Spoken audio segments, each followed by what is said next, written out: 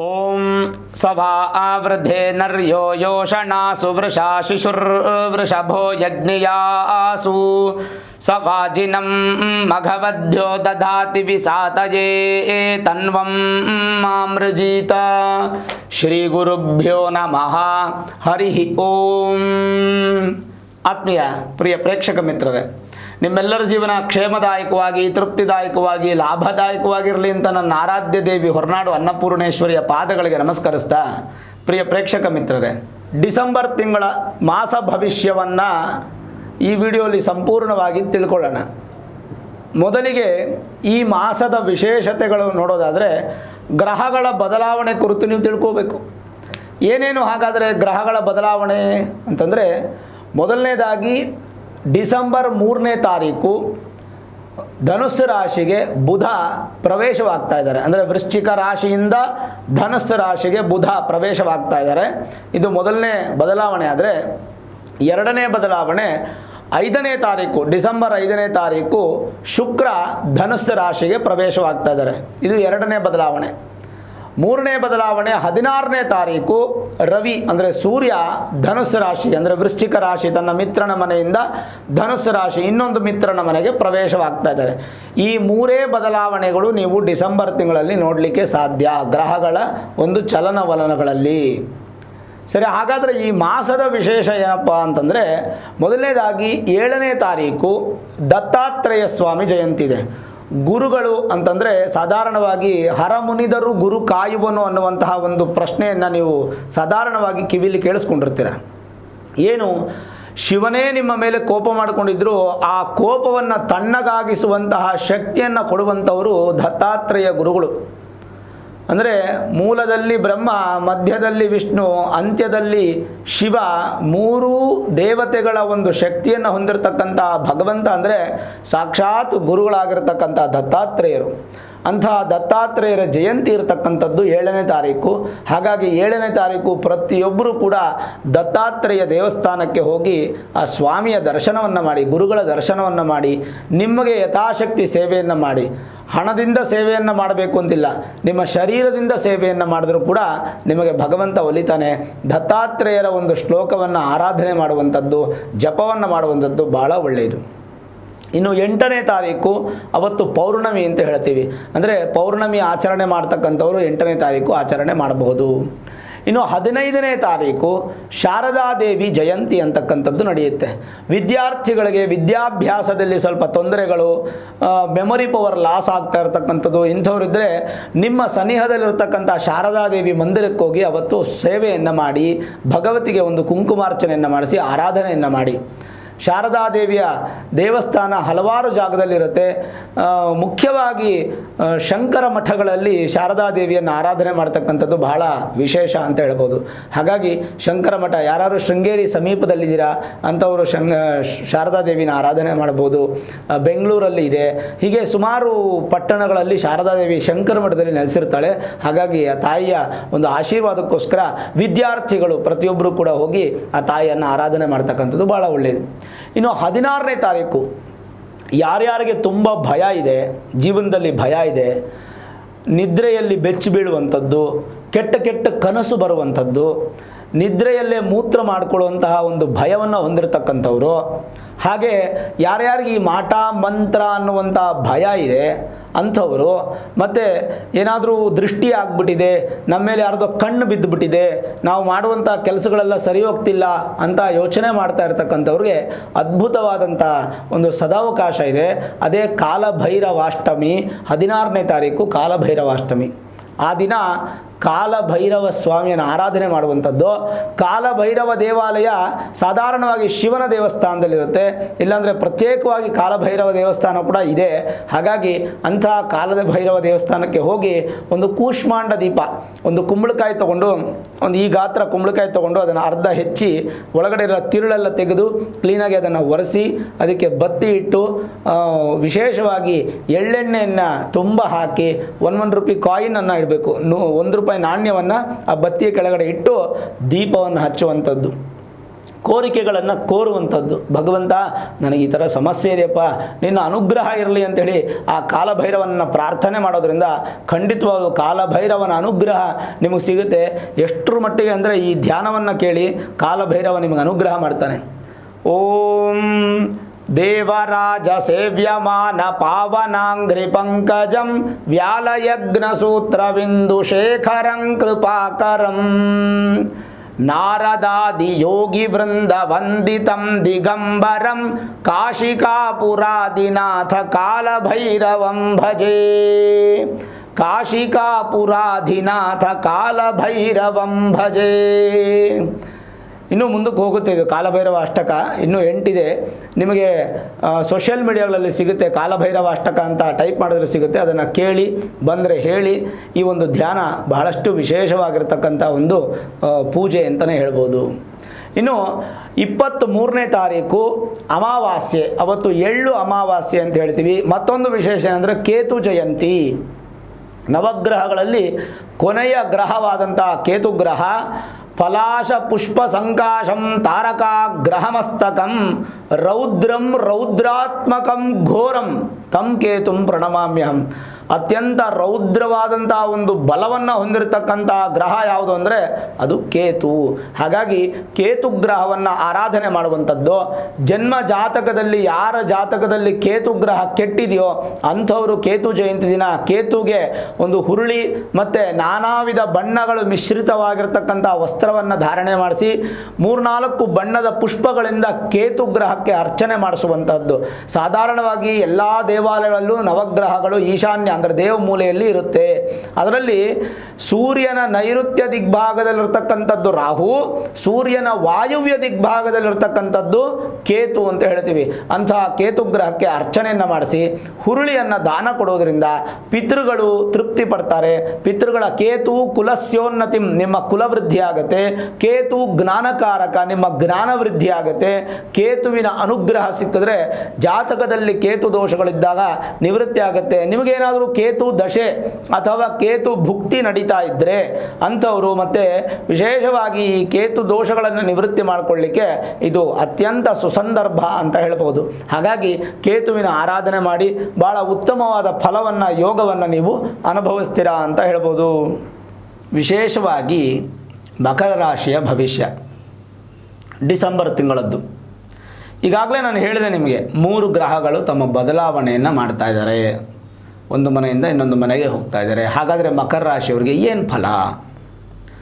ಮೊದಲಿಗೆ ಮಕರ ರಾಶಿಗೆ ಸಾಡೆ ಸಾತಿ ನಡೀತಾ ಇದೆ. ಅದರ ಜೊತೆಗೆ ಜನ್ಮ ಶನಿನೂ ನಡೀತಾ ಇದೆ. ಸರಿ, ಜನ್ಮ ಶನಿಯ ಪ್ರಭಾವ ಅನ್ನುವಂಥದ್ದು ಇನ್ನು ಕೆಲವೇ ತಿಂಗಳು, ಕೆಲವೇ ಅಂತಂದರೆ 2 ತಿಂಗಳು ಅಷ್ಟೇ. 2 ತಿಂಗಳು ಇಲ್ಲ ಬಿಡಿ. ಈ ಡಿಸೆಂಬರ್ ಮಾಸದ ಭವಿಷ್ಯವನ್ನು ಕೇಳಿಸ್ಕೊಳ್ತಾ ಇದ್ದೀರಾ. ಜನವರಿ ಕಂಪ್ಲೀಟ್ ಆಗ್ತಾ ಇದ್ದಾಗಲೇ ನಿಮಗೆ ಜನ್ಮ ಶನಿ ದೋಷ ನಿವೃತ್ತಿ ಆಗೋಯ್ತು. ಅಂದರೆ ಜನ್ಮ ಶನಿ ನಿಮಗೆ ನಿವೃತ್ತಿ ಆಯಿತು. ಸಾಡೆ ಸಾತಿ ಮಾತ್ರ ಇರುತ್ತೆ. ಆದರೂ ಅದರ ಪ್ರಭಾವ ಅನ್ನುವಂತಹದ್ದು ಏನು ಭಯಪಡೋ ಅವಶ್ಯಕತೆ ಇಲ್ಲ. ಯಾಕಂದರೆ ಮಕರ ರಾಶಿಗೆ ಅಧಿಪತಿಯಾದಂಥ ಶನಿ ಮಕರ ರಾಶಿಯಲ್ಲೇ ಇರೋದರಿಂದ ಜನ್ಮ ಶನಿಯ ಪ್ರಭಾವ ಅನ್ನುವಂಥದ್ದು ಹೆಚ್ಚಿನ ಸಂಖ್ಯೆಯಲ್ಲಿ ನಿಮಗೆ ತಾಕೋದಿಲ್ಲ. ಇದು ತುಂಬ ಇಂಪಾರ್ಟೆಂಟ್ ವಿಷಯ. ಎರಡನೇ ವಿಷಯ ಏನಂದರೆ, ಯಾವಾಗ ಮಕರ ರಾಶಿಯಲ್ಲೇ ಶನಿ ಕುಳಿತಿದ್ದಾರೋ ನಿಮ್ಮ ರಾಶಿಯಾಧಿಪತಿ ಶನಿ ಆಗಿರೋದ್ರಿಂದ ತನ್ನ ಮನೆಯನ್ನು ತಾನು ಕೆಟ್ಟದಾಗಿ ಭಾವಿಸೋದಿಲ್ಲ. ತನ್ನ ಮನೆಯನ್ನು ಯಾವತ್ತೂ ಕೂಡ ಪ್ರೀತಿ ಮಾಡ್ತಾರೆ. ಆದರೆ ನಮ್ಮ ಒಂದು ಪೂರ್ವಾಜಿತ ಕರ್ಮಫಲಗಳು, ನಾವು ಮಾಡಿದಂಥ ಕೆಟ್ಟ ಕೆಲಸಗಳು, ಅದರ ಪ್ರಭಾವದಿಂದ ಏನಾದರೂ ಒಂದು ಸಣ್ಣ ಪ್ರಮಾಣದ ಸಮಸ್ಯೆಗಳು ಬರಬಹುದು. ಬಿಟ್ಟರೆ ಶನಿಯಿಂದ ದೊಡ್ಡ ಸಮಸ್ಯೆಗೆ ಒಳಗಾಗುವುದಿಲ್ಲ. ಇದು ಇಂಪಾರ್ಟೆಂಟ್ ವಿಷಯ. ಇನ್ನು ರಾಶಿಯಿಂದ ತೃತೀಯ ಮತ್ತು ವ್ಯಯಾಧಿಪತಿ ಆದಂಥ ಗುರು ತೃತೀಯ ಸ್ಥಾನದಲ್ಲೇ ಬಲಿಷ್ಠವಾಗಿ ಗುರು ವಕ್ರಿಯಾಗಿದ್ದಂಥ ಗುರು ನೇರ ಚಲನೆಯನ್ನು ಪ್ರಾರಂಭ ಮಾಡಿದ್ದಾರೆ. ಯಾವಾಗ ಗುರು ನೇರ ಚಲನೆಯನ್ನು ಪ್ರಾರಂಭ ಮಾಡಿದಾರೋ ಅಲ್ಲಿಗೆ ಗುರುವಿನ ಒಂದು ಅನುಗ್ರಹ ನಿಮಗೆ ಸಿಗುತ್ತೆ ಅಂತಾಯಿತು. ತೃತೀಯ ಸ್ಥಾನದಲ್ಲಿ ಧೈರ್ಯ, ಸ್ಥೈರ್ಯ, ಶೌರ್ಯ, ವಿಜಯ ಸ್ಥಾನ ಅಂದರೆ ಸಕ್ಸಸ್ಗೆ ಒಂದು ದಾರಿ ಅಂತಂದರೆ ಅದು 3ನೇ ಮನೆ ಅಧಿಪತಿ 3ನೇ ಮನೆಯೇ ಇರತಕ್ಕಂಥದ್ದು. ಗುರುಬಲ ಇಲ್ಲ, ಆದರೂ ಗುರುವಿನ ಅನುಗ್ರಹ ಮಾತ್ರ ಮಕರ ರಾಶಿಯವರಿಗೆ ಖಂಡಿತ ಇರುತ್ತೆ.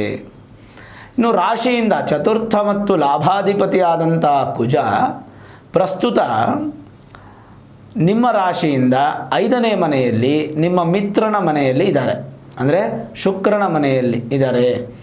ಯಾವಾಗ ಕುಜ 5ನೇ ಮನೆ ಇರ್ತಾರೋ ಒಂದು ಸ್ವಲ್ಪ ವಿಳಂಬತನ ಜಾಸ್ತಿ, ಅಂದರೆ ಲೇಟ್ ಆಗುವಂತಹದ್ದು ಸಾಧ್ಯತೆಗಳು ಜಾಸ್ತಿ ಇರುತ್ತೆ. ಕುಜದೋಷ ಇಲ್ಲ, ಆದರೆ 5ನೇ ಮನೆ ಅಲ್ವಾ, ಸ್ವಲ್ಪ ಪೂರ್ವ ಪುಣ್ಯ ಸ್ಥಾನ ಬಲಹೀನವಾಯಿತು.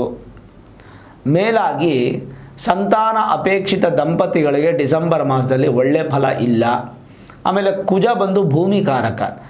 ಈ ದಾಯಾದಿಗಳ ಜಗಳ, ಭೂಮಿ ವಿಚಾರವಾಗಿ ವ್ಯಾಜ್ಯಗಳು, ಕೋರ್ಟು ಕಚೇರಿ ಸಂಬಂಧಪಟ್ಟಂಥ ವಿಷಯಗಳಲ್ಲಿ ಅಷ್ಟೊಂದು ಅಭಿವೃದ್ಧಿ ಮಕರ ರಾಶಿಯವರಿಗೆ ಇಲ್ಲ. ಹಾಗಾಗಿ ಏನಾದರೂ ಪರಿಹಾರ ಬೇಕಾ ಅಂದರೆ ಪರಿಹಾರದ ಮಾರ್ಗ ಕೊನೆಯಲ್ಲಿ ನೋಡೋಣ. ಇನ್ನು 6ನೇ ಮನೆ ಅಧಿಪತಿ ಹಾಗೂ ಭಾಗ್ಯಾಧಿಪತಿ ಆದಂಥ ಬುಧ ಪ್ರಸ್ತುತ ವ್ಯಯಸ್ಥಾನಕ್ಕೆ ಬರ್ತಾ ಇದ್ದಾರೆ. ಅಂದರೆ 12ನೇ ಮನೆಗೆ ಸುಖ ಚೆನ್ನಾಗಿರುತ್ತೆ, ನಿದ್ರೆ ಚೆನ್ನಾಗಿರುತ್ತೆ, ಭೋಗ ಚೆನ್ನಾಗಿರುತ್ತೆ, ವಿದೇಶಿ ಪ್ರಯಾಣಕ್ಕೆ ಅನುಕೂಲ ಆಗುತ್ತೆ, ಸೌಂದರ್ಯದ ವಸ್ತುಗಳನ್ನು ತಗೊಳ್ತೀರಾ, ಬೆಲೆ ಬಾಳುವ ವಸ್ತುಗಳನ್ನು ತಗೊಳ್ತೀರಾ, ಮನೆಯನ್ನು ಅಲಂಕಾರವಾಗಿಟ್ಕೊತೀರಾ, ನೂತನ ವಸ್ತುಗಳನ್ನು ತಗೊಳ್ತೀರಾ. ಆದರೆ ಯಾವಾಗ ಭಾಗ್ಯಾಧಿಪತಿ 12ನೇ ಮನೆಯಲ್ಲಿದ್ದಾರೋ ನಿಮ್ಮ ಕೆಲಸಗಳು ಪರಿಪೂರ್ಣತೆ ಆಗೋದ್ರಲ್ಲಿ ಸ್ವಲ್ಪ ವಿಳಂಬತೆ ಆಗುತ್ತೆ, ಸ್ವಲ್ಪ ಅಬ್ಸ್ಟ್ರಕಲ್ಸ್ ಅಂತ ಹೇಳ್ತೀವಿ. ಹಾಗಾಗಿ ಬುಧನನ್ನು ಬಲ ಮಾಡಲೇಬೇಕು. ಮೇಲಾಗಿ ದಶಮಾಧಿಪತಿ ಹಾಗೂ ಪೂರ್ವ ಪುಣ್ಯ ಸ್ಥಾನಕ್ಕೆ ಅಧಿಪತಿ ಆದಂಥ ಶುಕ್ರನು ವ್ಯಯಭಾವದಲ್ಲೇ ಇದ್ದಾನೆ. ನೋಡಿ, ಭಗವಂತ ಎಷ್ಟು ಜಾಣತನ್ಮೆಯಿಂದ ನಮ್ಮ ಜೀವನದಲ್ಲಿ ನಮ್ಮನ್ನು ಆಟಾಡಿಸ್ತಾನೆ ನೋಡಿ. ಇದು ಜೀವನದ ಬೊಂಬೆ, ನಾವು ಭಗವಂತನ ಕೈಯಲ್ಲಿರ್ತಕ್ಕಂಥ ಬೊಂಬೆ.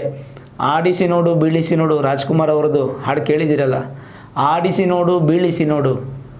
ಹಾಗೆ ಭಗವಂತ ಆಡಿಸ್ತಾ ಇರ್ತಾನೆ, ಬಲಗೈಯಿಂದ ಎಡಗೈಗೆ ಆಡಿಸ್ತಾನೆ, ಎಡಗೈಯಿಂದ ಬಲಗೈ ಆಡಿಸ್ತಾನೆ. ಅಯನ ಶಯನ ಭೋಗವನ್ನು ಚೆನ್ನಾಗಿ ಕೊಟ್ಟ, ಅದ್ರ ಜೊತೆಗೆ ವ್ಯಯನೂ ಕೊಟ್ಟಿದ್ದಾನೆ. ಅಂದರೆ ಖರ್ಚು ಮಾಡ್ತೀರಾ, ದುಡ್ಡು ಹಾಳಾಗುತ್ತೆ, ಖರ್ಚಾಗುತ್ತೆ. ವಿನಾಕಾರಣ ದುಡ್ಡನ್ನು ಖರ್ಚು ಮಾಡಲಿಕ್ಕೆ ಹೋಗಬೇಡಿ, ಅದು ತುಂಬ ಇಂಪಾರ್ಟೆಂಟ್. ಯಾಕೆ ಅಂತಂದರೆ ನಾನು ಈ ವಿಚಾರ ನಿಮಗೆ ಒತ್ತಿ ಯಾಕೆ ಹೇಳ್ತಾ ಇದ್ದೀನಿ ಅಂದರೆ, ಸ್ವಲ್ಪ ಹೆಚ್ಚು ಖುಷಿಗೆ ಖರ್ಚು ಮಾಡ್ತೀರಾ. ಸಿನಿಮಾಗೆ ಹೋಗೋದು ಖರ್ಚು ಮಾಡೋದು, ಪಾರ್ಕ್ಗೆ ಹೋಗೋದು ಖರ್ಚು ಮಾಡೋದು, ಎಲ್ಲೋ ಟೂರ್ಗೆ ಹೋಗೋದು ಖರ್ಚು ಮಾಡೋದು, ಅಥವಾ ಏನೋ ಒಂದು ಹೊಸ ಬಟ್ಟೆ ತೊಗೊಳೋದಕ್ಕೆ ಒಂದು 1000 ರೂಪಾಯಿ ಬಟ್ಟೆ ತೊಗೋಬೇಕಾದ್ರೆ ಅದರಲ್ಲಿ ಒಂದು 5000 10,000 ಬಟ್ಟೆ ಖರ್ಚಾಗೋದು. ಹೀಗೆ ಒಂದು ಎಕ್ಸಾಂಪಲ್ಸ್ ಕೊಡ್ತಾ ಹೋಗ್ತಾ ಇದ್ದೀನಿ. ಅದು ನೀವು ಯಾವ ಥರ ಒಂದು ಪ್ಲ್ಯಾನ್ ಮಾಡಿಕೊಂಡು, ಯಾವ ಥರ ನೀವು ಅದನ್ನು ಡಿಸೈಡ್ ಮಾಡಿಕೊಂಡು ನೀವು ಖರ್ಚು ಮಾಡ್ತೀರೋ ನೀವು ನೋಡ್ಕೊಳ್ಳಿ. ಹೆಚ್ಚು ಖರ್ಚು ಮಾಡಲಿಕ್ಕೆ ಹೋಗಬೇಡಿ. ವಾಹನದಿಂದ ಖರ್ಚು ಜಾಸ್ತಿ ಇದೆ, ಅಂದರೆ ನಿಮ್ಮ ವಾಹನದ ವಿಚಾರವಾಗಿ ಏನೋ ಒಂದು ಪ್ರಾಬ್ಲಮ್ ಆಗೋದು, ಒಂದು ಪಾರ್ಟ್ಸ್ ಕಂಪ್ಲೇಂಟ್ ಬರೋದು, ಅಥವಾ ಏನೋ ಒಂದು ಸಣ್ಣ ಪುಟ್ಟ ಆಕ್ಸಿಡೆಂಟ್ಸ್ ಆಗೋದು, ಈ ಥರದ್ದು ವಾಹನದ ಖರ್ಚು ಅನ್ನುವಂಥದ್ದು ನಿಮಗೆ ಬರುವಂಥ ಸಾಧ್ಯತೆಗಳು ಹೆಚ್ಚಾಗಿ ಕಾಣ್ತಾ ಇದೆ. ಓವರಾಲ್ ನೋಡೋದಾದರೆ ಮಕರ ರಾಶಿಯವರಿಗೆ ಒಂದು 100/40% ಬಲ ಇದೆ. ಮಹಾವಿಷ್ಣುವನ್ನು ಆರಾಧನೆ ಮಾಡೋದು ಭಾಳ ಒಳ್ಳೆಯದು. ಮಹಾವಿಷ್ಣು ಅಂದರೆ ನಿಮಗೆ ವೆಂಕಟೇಶ್ವರ ಆಗ್ಬೋದು, ರಾಮ ಆಗ್ಬೋದು, ಕೃಷ್ಣ ಆಗ್ಬೋದು, ನರಸಿಂಹಸ್ವಾಮಿ ಆಗ್ಬೋದು, ಆಂಜನೇಯ ಆಗ್ಬೋದು, ಯಾವುದಾದ್ರೂ ವಿಷ್ಣು ಸಂಬಂಧಪಟ್ಟಂಥ ದೇವಸ್ಥಾನಕ್ಕೆ ಹೋಗಿ ವಿಷ್ಣು ಆರಾಧನೆ ಮಾಡ್ತಕ್ಕಂಥದ್ದು ಒಳ್ಳೆಯದು. ಆದರೆ ಪ್ರತಿದಿನ ಹೋಗಿ, ಇಲ್ಲಾಂದರೆ ವಾರಕ್ಕೊಮ್ಮೆ ಆದರೂ ಹೋಗಿ. ಹೋದಾಗ ಬರೀ ಕೈಯಲ್ಲಿ ಹೋಗಬೇಡಿ, ಹೆಸರು ಕಾಳು ಅಥವಾ ಹೆಸರು ಬೇಳೆನ ಒಂದು ಬೊಗಸೆಯಷ್ಟು ತೊಗೊಂಡು ಹೋಗಿ ಅಲ್ಲಿ ದಾನ ಮಾಡಿಬಿಟ್ಟು ಹೋಗಿ. ಅಥವಾ ಹುಗ್ಗಿ ಅನ್ನವನ್ನು ಮಾಡಿಸಿ ದಾನ ಮಾಡಿಸಿ. ಅಂದರೆ ಅದರ ಅರ್ಥ, ಹುಗ್ಗಿ ಗೊತ್ತಲ್ಲ ನಿಮಗೆ, ಹೆಸರು ಬೇಳೆ ಅನ್ನ, ಪೊಂಗಲ್ ಅಂತೀವಲ್ಲ ನಾವು ಆಡುಭಾಷೆಯಲ್ಲಿ, ಪೊಂಗಲ್ ಅಂತ ಹೇಳ್ತೀವಲ್ಲ, ಅಂದರೆ ಖಾರ ಪೊಂಗಲ್, ಸ್ವೀಟ್ ಪೊಂಗಲ್ ಅಲ್ಲ. ಹೆಸರು ಬೇಳೆ ಹಾಕಿ ಅನ್ನವನ್ನು ಮಾಡಿ ಮೆಣಸು ಹಾಕಿ ಅದನ್ನು ಭಗವಂತನಿಗೆ ನೈವೇದ್ಯ, ವಿಷ್ಣು ದೇವಸ್ಥಾನದಲ್ಲಿ ನೈವೇದ್ಯ ಮಾಡಿಸಿ ಅದನ್ನು ವಿನಿಯೋಗ ಮಾಡಿಸಿ. ಅದನ್ನು ಮಾಡೋದ್ರಿಂದ, ವಾರಕ್ಕೊಮ್ಮೆ ಮಾಡೋದ್ರಿಂದ ಏನು ನಿಮ್ಮೊಂದು 200 ರೂಪಾಯಿ ಖರ್ಚಾಗುತ್ತೆ. 800 ರೂಪಾಯಿ ಖರ್ಚಲ್ಲ ಗುರುಗಳೇ 4 ವಾರಕ್ಕೆ, ಅಂದರೆ 1 ವಾರ ಮಾಡಿಸಿ. ನಿಮ್ಮ ಶ್ರಮಕ್ಕೆ ತಕ್ಕಂತೆ ಮಾಡಿಸಿ. ನಿಮ್ಮ ತುಂಬ ಸಾಲ ಮಾಡಿಕೊಂಡು ಅಥವಾ ದುಡ್ಡನ್ನು ಅಯ್ಯೋ ಇದು ಖರ್ಚು ಮಾಡಬೇಕಲ್ಲ ಅಂತ ದುಃಖದಲ್ಲಿ ಖಂಡಿತ ಮಾಡೋಕ್ಕೆ ಹೋಗಬೇಡಿ. ಅದಲ್ಲದೆ ಇಂಪಾರ್ಟೆಂಟ್ ವಿಷಯಗಳು ನೀವು ತಿಳ್ಕೊಳ್ಳಬೇಕೇನು. ಕುಜ ಜೀವೇಂಧವ ಪಾಪ ಶುಭತೌ ಕವಿಚಂದ್ರಜೌ ರಾಜಯೋಗಕರ ಸಾಕ್ಷಾದೇಕ ಏವ ಭೃಗುಸ್ತುತಃ. ಎಷ್ಟು ಚೆನ್ನಾಗಿದೆ ನೋಡಿ. ಏನು ಹೇಳುತ್ತೆ, ಮಕರ ರಾಶಿಗೆ ಶುಕ್ರ ಬಹಳ ಅತ್ಯಂತ ಶುಭಗ್ರಹ. ಆ ಶುಕ್ರ ವ್ಯಯಭಾವದಲ್ಲಿರತಕ್ಕಂಥದ್ದು ಕೆಟ್ಟ ಫಲ ಅಲ್ಲ. ಬುಧನೊಂದಿಗೆ ಸೇರಿ ವಿಶೇಷ ಫಲಗಳು ಕೊಡ್ತಾನೆ. ಯಾರು ಬುಧನೊಂದಿಗೆ ಸೇರಿರೋದು? ಶುಕ್ರ ಬುಧ ಇಬ್ಬರು ಶುಭದಾಶ್ಚ ತ್ರಿಕೋಣಪಾಹ, ಅವರಿಬ್ಬರು ಶುಭ ಫಲಗಳನ್ನೇ ಕೊಡಬೇಕು. ಮೇಲಾಗಿ ಫ್ರೆಂಡ್ಸು, ಮಿತ್ರರು. ಏನು, ಬುಧನೊಂದಿಗೆ ಶುಕ್ರನು ಸೇರಿ ವಿಶೇಷ ಯೋಗವನ್ನು ಕೊಡುತ್ತಾನೆ. ಅಲ್ಲಿಗೆ ಏನಾಯಿತು, ದಶಮಾಧಿಪತಿ ಯಾರು? ಶುಕ್ರ. ಆಮೇಲೆ ಕೇಂದ್ರಾಧಿಪತಿ ಯಾರು? ಶುಕ್ರ.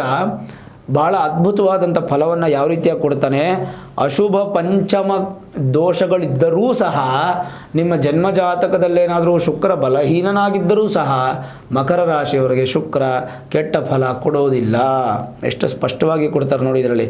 ಆಮೇಲೆ ಕುಜ ಸ್ವಲ್ಪ ಪಾಪಿ ಆಗ್ತಾನೆ. ಕುಜ ಸ್ವಲ್ಪ ಪಾಪಿ ಆಗ್ತಾನೆ. ಯಾವ ರೀತಿಯಾಗಿ ಅತ್ಯಂತ ರಾಜಯೋಗ ಪ್ರಧಾನವಾಗಿರುತ್ತೆ. ಇನ್ನೇನು ಆಗೋಯ್ತು, ಬಂದ್ಬಿಡ್ತು ಲಕ್ಷಗಟ್ಟಲೆ ದುಡ್ಡು, ಇನ್ನೊಂದು ಕೆಲಸ ಮುಗಿದೋಯ್ತು, ಇನ್ನೇನು ಲೋನ್ ಆಗೋಯ್ತು, ಇನ್ನೊಂದು ಮನೆ ರಿಜಿಸ್ಟ್ರೇಷನ್ ಆಗೋಯ್ತು, ಇನ್ನೇನು ನಮ್ಮ ಕೋರ್ಟಲ್ಲಿ ನಾವು ಗೆದ್ದುಬಿಟ್ವಿ, ಇನ್ನೇನು ಆಸ್ತಿ ಬಂದ್ಬಿಡ್ತು, ಈಗ ಇನ್ನೇನು ಅನ್ನೋಷ್ಟೊತ್ತಿಗೆ ವಿಳಂಬ ಆಗ್ಬಿಡೋದು, ಅಥವಾ ಕ್ಯಾನ್ಸಲ್ ಆಗ್ಬಿಡೋದು, ಅಥವಾ ಬರದೇ ಹೋಗುವಂಥದ್ದು, ಕೈಗೆ ಬಂದಿತ್ತು ಬಾಯಿಗೆ ಬಂದಿಲ್ಲ ಅಂತೀವಲ್ಲ, ಆ ಥರ ಆಗುವಂಥ ಸಾಧ್ಯತೆಗಳು. ಎಲ್ಲಿ ನೋಡಿದ್ರು ಕೂಡ ನೀವು ವಿಷ್ಣುವನ್ನು ಆರಾಧನೆ ಮಾಡೋದು ಮಕರ ರಾಶಿಯವರು ಭಾಳ ಒಳ್ಳೆಯದು.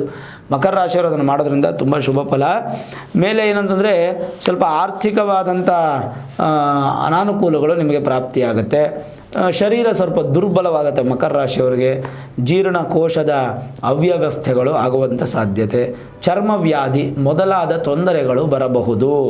ಚರ್ಮ ಡ್ರೈನಸ್ ಆಗುವಂಥ ಸಾಧ್ಯತೆ, ಡ್ರೈ ಕಾಫು ಮತ್ತು ಉಷ್ಣ ಜ್ವರ ಬರುವಂಥ ಸಾಧ್ಯತೆ ಡಿಸೆಂಬರ್ ತಿಂಗಳಲ್ಲಿ. ಅದಕ್ಕೆ ಸೋಮವಾರಿತನ ಮಾಡಬೇಡಿ, ಉಪಹಾರ ಮನೆಯಲ್ಲೇ ಸೇವಿಸಿ, ಹೊರಗಡೆ ಜಾಸ್ತಿ ತೊಗೋಬೇಡಿ. ಆಮೇಲೆ ಸಂತಾನ ಅಪೇಕ್ಷಿತ ದಂಪತಿಗಳಿಗೆ ಸ್ವಲ್ಪ ಅಶುಭ ಫಲ ಇದೆ. ವಿದೇಶಿ ಪ್ರಯಾಣದ ಅನುಕೂಲ ತುಂಬ ಚೆನ್ನಾಗಿದೆ. ಯಾರ್ಯಾರು ಈ ಸಿನಿಮಾ ಫೀಲ್ಡಲ್ಲಿದ್ದೀರಾ, ಯಾರ್ಯಾರು ಈ ಕಲೆಯಲ್ಲಿದ್ದೀರಾ, ಆಮೇಲೆ ವಿಶೇಷವಾಗಿ architect, drawing, structural design engineers, ಆಮೇಲೆ ಆರ್ಕಿಟೆಕ್ಟ್ಸು, ಆಮೇಲೆ ಕಲಾವಿದರು, ಇಂಥವರಿಗೆಲ್ಲ ತುಂಬ ಅದ್ಭುತವಾದಂಥ ಫಲಗಳು ಸಿಗುವಂಥ ಯೋಗಗಳು ಜಾಸ್ತಿ ಕಾಣ್ತಾ ಇದೆ. ಹಾಗೆ ವ್ಯವಹಾರ ಸಮರ್ಥರಾಗಿರ್ತೀರ, ಚೆನ್ನಾಗಿ ವ್ಯವಹಾರ ಮಾಡ್ತೀರ. ಯಾಕೆ 12ನೇ ಮನೇಲಿ ಬುಧ ಇದ್ದಾರೆ, ಅವರು ವ್ಯಯಭಾವ ಅಲ್ವ ಗುರುಗಳೇ, ಆದರೂ ವ್ಯವಹಾರ ಹೆಂಗೆ ಚೆನ್ನಾಗಾಗುತ್ತೆ ಅಂದರೆ, ನಾನು ಆಗಲೇ ಹೇಳಿದೆ, ಬುಧ ಮತ್ತು ಶುಕ್ರರು ಇಬ್ಬರೂ ಕೂಡ ಯಾವತ್ತೂ ಮಕರ ರಾಶಿಗೆ ಕೆಟ್ಟದ್ದು ಮಾಡಬಾರ್ದು. ಯಾಕಂದರೆ ಶುಭದಾಶ್ಚ ತ್ರಿಕೋಣಪಾಹ, ಧನ ಸಂಗ್ರಹ ಮಾಡೋದಿಲ್ಲ ನೀವು ಡಿಸೆಂಬರಲ್ಲಿ. ಸ್ಥಿರ ಆಸ್ತಿಯನ್ನು ಕೂಡ ಖರೀದಿ ಮಾಡಲಿಕ್ಕೆ ನಿಮಗೆ ಆಗಲ್ಲ. ರಹಸ್ಯವಾದಂಥ ವಿಷಯಗಳನ್ನು ಯಾರೊಂದಿಗೂ ಬಿಚ್ಚಿಡ್ಲಿಕ್ಕೆ ಹೋಗಬೇಡಿ, ಇದು ತುಂಬ ಇಂಪಾರ್ಟೆಂಟು. ಶೀಘ್ರವಾಗಿ ಹಬ್ಬುತ್ತೆ, ಅದಕ್ಕೆ ಸ್ವಲ್ಪ ಮರ್ಯಾದೆ ಕಡಿಮೆ ಆಗೋ ಸಾಧ್ಯತೆ. ಸ್ವಲ್ಪ ಅರಣ್ಯ ಅಂತಂದರೆ ಪ್ರಕೃತಿ ಜೊತೆ ನಿಮ್ಮ ಸಂಬಂಧ ಇಟ್ಕೊಳ್ಳಿ. ಮರ ಗಿಡಗಳ ಜೊತೆ ಮಾತಾಡಿ ಅಂದರೆ ಹೋಗಿ ಬಾಯಲ್ಲಿ ಮಾತಾಡ್ಸೋದಲ್ಲ, ಅವ್ರ ಜೊತೆ ಟೈಮ್ ಸ್ಪೆಂಡ್ ಮಾಡಿ. ಒಂದು 4-5 ಗಿಡಗಳನ್ನು ನೆಟ್ಟಿ, ಒಳ್ಳೆ ಸುಗಂಧಭರಿತವಾದಂಥ ಪುಷ್ಪಗಳು, ಫಲಭರಿತವಾದಂಥ ಹಣ್ಣುಗಳನ್ನು ಒಂದು 4-5 ಜಾಗದಲ್ಲಿ, ಹಣ್ಣುಗಳಂದರೆ ಹಣ್ಣಿನ ಗಿಡವನ್ನು ಒಂದು 4-5 ಜಾಗದಲ್ಲಿ ನೆಟ್ಟುವಂಥದ್ದು ಭಾಳ ಒಳ್ಳೆಯದು. ಸಾಧ್ಯವಾದರೆ ಮಕರ ರಾಶಿಯವರು ಒಂದು ಒಳ್ಳೆ ಪರಿಹಾರ ಹೇಳ್ತೀನಿ, ನೀವು ಮಾಡ್ಕೊಳ್ಳೋದು ಒಳ್ಳೆಯದು. ಜನರಲೈಸ್ ಆಗಿ ನೋಡ್ಬಿಡೋಣ. ಏನು ಶುಭ ಅಂತಂದರೆ, ನಿಮ್ಮ ಕನಸುಗಳು ನನಸಾಗುವಂಥ ಸಾಧ್ಯತೆ, ಶಿಕ್ಷಕರ ಭೇಟಿಯಿಂದ ಮನಸ್ಸಿಗೆ ಸಂತೋಷ, ಕೆಲಸ ಕಾರ್ಯಗಳಲ್ಲಿ ಜಯಪ್ರಾಪ್ತಿ. ಬಂಡವಾಳ ಹೂಡಿಕೆಗೆ ಈ ತಿಂಗಳು ಭಾಳ ಶುಭ ಇದೆ. ಸ್ಥಿರ ಆಸ್ತಿ ಖರೀದಿಸುವಂಥ ಮನಸ್ಸು, ಅದರ ಪ್ರಯಾಣ ಮುಂದುವರಿಯುತ್ತೆ, ಆದರೆ ಸ್ಥಿರ ಆಸ್ತಿ ಖರೀದಿ ಮಾಡೋಕ್ಕಾಗಲ್ಲ. ಅನಿರೀಕ್ಷಿತವಾಗಿ ಧನಲಾಭ ಆಗುತ್ತೆ, ಆದರೆ ಬಂದಂಥ ಧನ ನಿಮ್ಮ ಕೈಯಲ್ಲಿ ನಿಲ್ಲಲ್ಲ. ಬಂಡವಾಳ ಹೂಡಿಕೆ ನಿಮ್ಗೆ ಅನುಕೂಲ ಆಗುತ್ತೆ, ನೋಡಿಕೊಂಡು ಬಂಡವಾಳ ಹೂಡಿಕೆ ಮಾಡಿ. ಸರ್ಕಾರಿ ಉದ್ಯೋಗದಲ್ಲಿ ಉತ್ತಮ ಬೆಳವಣಿಗೆ ಇದೆ. ಅದಾದಮೇಲೆ ಸ್ಥಾನಪಲ್ಲಟವಾಗುವಂಥ ಸಾಧ್ಯತೆ, ಉದ್ಯೋಗದಲ್ಲಿ ಉತ್ತಮ ಪ್ರಗತಿ, ಮೃಷ್ಟಾನ್ನ ಭೋಜನ, ಸುಖ ನಿದ್ರೆ, ಗುರುಗಳ ದರ್ಶನದಿಂದ ಶುಭ ಫಲ, ಆನಂದದ ತಿಂಗಳು ನಿಮಗೆ ಆಗುತ್ತೆ. ಮತ್ತು ವಿದ್ಯಾರ್ಥಿಗಳಿಗೆ ಹೈಯರ್ ಎಜುಕೇಷನ್ ಮಾಡುವಂಥವ್ರಿಗೆ ತುಂಬ ಚೆನ್ನಾಗಿದೆ. ವಿದೇಶದಲ್ಲಿ ವಿದ್ಯಾಭ್ಯಾಸ ಮಾಡುವಂಥವ್ರು ತುಂಬ ಚೆನ್ನಾಗಿದೆ. ಆರೋಗ್ಯದಲ್ಲಿ ವ್ಯತ್ಯಾಸಗಳು ಕಾಣ್ತಾ ಇದೆ, ಬಟ್ ಅದನ್ನು ಸರಿ ಮಾಡ್ಕೊಳ್ತೀರಾ, ಆ ಬಲ ನಿಮಗೆ ಇದೆ. ವೃಥಾ ತಿರುಗಾಟ ಬೇಡ, ಅದರಿಂದ ಸ್ವಲ್ಪ ಕಿರಿಕಿರಿ ಆಗುತ್ತೆ. ನೂತನ ವಾಹನ ಸೌಖ್ಯ ಇದೆ. ತಂದೆ ತಾಯಿಯ ಪೂರ್ಣ ಆಶೀರ್ವಾದ ಈ ತಿಂಗಳಲ್ಲಿ ನಿಮಗೆ ಸಿಗುತ್ತೆ ಮಕರ ರಾಶಿಯವರಿಗೆ. ಇನ್ನು ಆರೋಗ್ಯದಲ್ಲಿ ಸಣ್ಣ ಪುಟ್ಟ ಸಮಸ್ಯೆ ಬಂದರೂ ಕೂಡ ತಾಯಿಯ ಆರೋಗ್ಯದಲ್ಲೂ ಕೂಡ ಸ್ವಲ್ಪ ಮಕರ ರಾಶಿಯವರಿಗೆ ಸಣ್ಣ ಪುಟ್ಟ ಸಮಸ್ಯೆ ಬರುತ್ತೆ. ಮನರಂಜನಾ ಕಾರ್ಯಕ್ರಮದಲ್ಲಿ ಭಾಗಿಯಾಗ್ತೀರಾ, ಅದೊಂದು ಖುಷಿ. ರೈತರಿಗೆ ಒಳ್ಳೆಯ ಫಲ. ದೀರ್ಘಕಾಲದ ಸಮಸ್ಯೆಗೆ ಈ ತಿಂಗಳಲ್ಲಿ ಪರಿಹಾರ ಸಿಗುತ್ತೆ. ಅನಿರೀಕ್ಷಿತವಾಗಿ ಕೆಲವೊಂದು ಕೆಲಸಗಳು ಪರಿಪೂರ್ಣ ಆಗುತ್ತೆ. ನೆಗೆಟಿವ್ ಏನಪ್ಪ ಅಂದರೆ, ಸ್ವಲ್ಪ ನಿಧಾನಗತಿಯಲ್ಲಿ ಸಾಗುವಂಥ ಸಾಧ್ಯತೆ, ಸಂತಾನಕ್ಕೆ ಬಲ ಇಲ್ಲ, ಮತ್ತು ಮನೆಯನ್ನು ಗೃಹ ಪ್ರವೇಶ ಮಾಡುವಂಥ ಯೋಗ ಕಡಿಮೆ ಇದೆ ಡಿಸೆಂಬರಲ್ಲಿ. ಆಹಾರದಲ್ಲಿ ಸ್ವಲ್ಪ ಎಚ್ಚೆತ್ತುಕೊಂಡು ಇರಬೇಕಾಗುತ್ತೆ. ವೃಥಾ ತಿರುಗಾಟ ಮಾಡೋಕ್ಕೆ ಹೋಗಬೇಡಿ. ಆಮೇಲೆ ವ್ಯಾಪಾರದಲ್ಲಿ ಸಣ್ಣ ಪ್ರಮಾಣದ ನಷ್ಟ, ಮೋಸ ಹೋಗೋ ಸಾಧ್ಯತೆ, ನಷ್ಟ ಅಲ್ಲ, ವ್ಯಾಪಾರ ಚೆನ್ನಾಗಿದೆ, ಮೋಸ ಹೋಗೋ ಸಾಧ್ಯತೆ. ಹೊಟ್ಟೆ ಸಂಬಂಧಪಟ್ಟಂಥ ರೋಗಗಳು ಉಲ್ಬಣವಾಗುವಂಥ ಸಾಧ್ಯತೆ. ಆಗಲೇ ಹೇಳಿದ ಜೀರ್ಣಕ್ರಿಯೆ ತೊಂದರೆನೂ ವೈದ್ಯರನ್ನು ಭೇಟಿ ಮಾಡ್ತಕ್ಕಂಥದ್ದು ಒಳ್ಳೆಯದು. ಇದಿಷ್ಟು ಜನರಲೈಸ್ ಆಗಿ ವಿಚಾರವನ್ನು ಹೇಳುವಂಥದ್ದು. ಇನ್ನು ಪರಿಹಾರ ಏನಪ್ಪ ಅಂತಂದರೆ, ಭಾಳ ಒಳ್ಳೆಯ ಪರಿಹಾರ ಹೇಳ್ತೀನಿ. ಸುಮಾರು ಒಂದು 100 ರೂಪಾಯಿ ಅಥವಾ 50 ರೂಪಾಯಿ ಅಥವಾ 200 ರೂಪಾಯಿ ಖರ್ಚಾಗುತ್ತೆ ನಿಮಗೆ.